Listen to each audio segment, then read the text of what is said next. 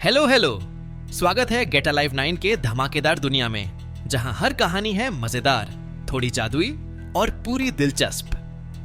तो बांधिए अपनी कल्पना की बेल्ट और चलिए उड़ जाते हैं आज की कहानी के साथ। नीलगिरी वाटिका अपनी हरियाली और ऊंचे पेड़ों के लिए जानी जाती थी।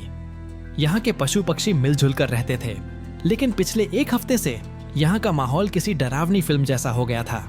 वाटिका की सबसे भरोसेमंद मुर्गी कोको बहुत सदमे में थी। हर सुबह जब सूरज की पहली किरण नीलगिरी के पत्तों से छनकर आती, कोको अपने घोंसले में एक अंडा कम पाती। शुरुआत में सबको लगा कि शायद कोई अंडा टूट गया होगा, लेकिन जब लगातार 5 दिनों तक 5 बेशकीमती अंडे गायब हो गए तो बात पूरे फार्म में फैल गई। डरी हुई कोको ने अंत में मिस्टर खरगोश को याद किया, जो अपनी जासूसी और तीक्ष्ण बुद्धि के लिए पूरे इलाके में मशहूर थे।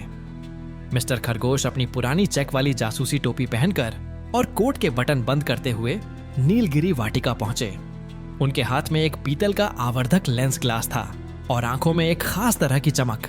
उन्होंने कोको से कहा, घबराओ मत कोको, चोरी चाहे कितनी भी सफाई से की गई हो, अपराधी अपनी परछाई या अपनी गंध कहीं ना कहीं जरूर छोड़ जाता है। मुझे घटना स्थल दिखाओ। मिस्टर खरगोश ने मुर्गी घर के चप्पे चप्पे की तलाशी शुरू की।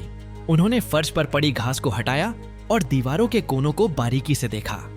वहां उन्हें कुछ बाल मिले, लेकिन वे साधारण थे। तभी एक कोने में अंधेरे के बीच उन्हें कुछ चमकता हुआ दिखाई दिया। जब उन्होंने उसे अपने लेंस से देखा तो वह एक चांदी जैसा चमकीला छोटा सा पंख था।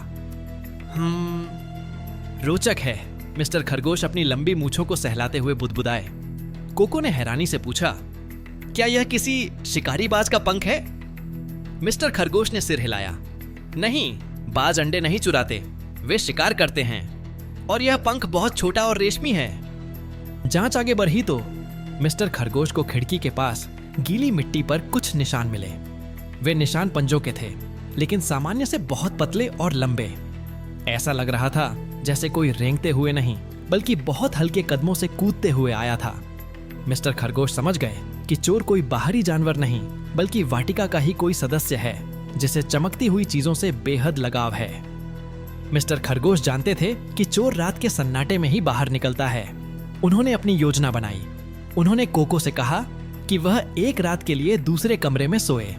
उसकी जगह मिस्टर खरगोश ने घोंसले में एक सफेद पत्थर का अंडा रखा, जिसे उन्होंने बड़ी कुशलता से तराशा था ताकि वह असली दिखे। इस नकली अंडे की खास बात यह थी कि मिस्टर खरगोश ने उस पर अदृश्य चिपचिपा नीला रंग लगा दिया था। यह रंग अंधेरे में नहीं दिखता था, लेकिन रोशनी पड़ते ही चमकने लगता था। रात हुई, चांद बादलों के पीछे छिप गया और नीलगिरी वाटिका में सन्नाटा पसर गया। मिस्टर खरगोश पास ही के एक खाली कनस्तर के पीछे छिपकर इंतजार करने लगे। आधी रात के बाद एक बहुत ही धीमी सरसराहट हुई। एक काली छाया खिड़की के रास्ते अंदर दाखिल हुई। वह छाया बहुत सावधानी से घोंसले की ओर बढ़ी।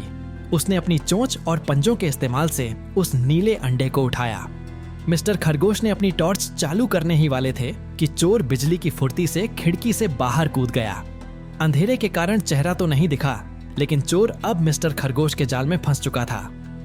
अगली सुबह मिस्टर खरगोश ने वाटिका के सभी पक्षियों और छोटे जानवरों की एक आपातकालीन सभा बुलाई।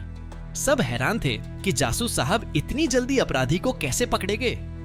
मिस्टर खरगोश ने ऊंचे स्वर में कहा, नीलगिरी वाटिका के निवासियों, चोर हम सबके बीच ही है। वह चोर अंडे खाने के लिए नहीं, बल्कि अपनी सनक के लिए चुरा रहा है। सब एक दूसरे का चेहरा देखने लगे। मिस्टर खरगोश ने अपनी विशेष यूवी टॉर्च निकाली और सबके पंजों पर रोशनी डालनी शुरू की। जब वह मिंटी मैगपाई के पास पहुंचे तो मिंटी घबराकर पीछे हटने लगा।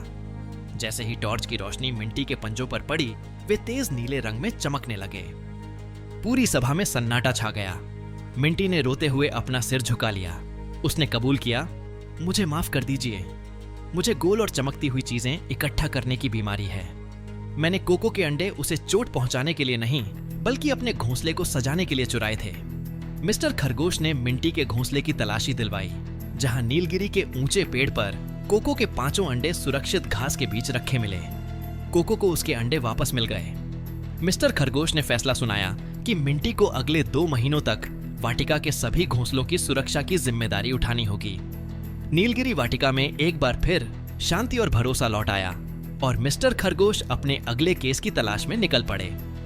आज की वीडियो बस यहीं तक थी, लेकिन ज्ञान, हंसी और जिज्ञासा कभी खत्म नहीं होती। तो चलते हैं एक नई खोज की ओर, एक नई सोच की ओर। अगर आप साथ हैं तो हर वीडियो एक नई उड़ान है। सब्सक्राइब जरूर करना और कमेंट में बताओ अगली उड़ान कहां तक ले जाए आपको।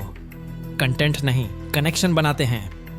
हम हैं गेट अलाइव 9। मस्त रहिए।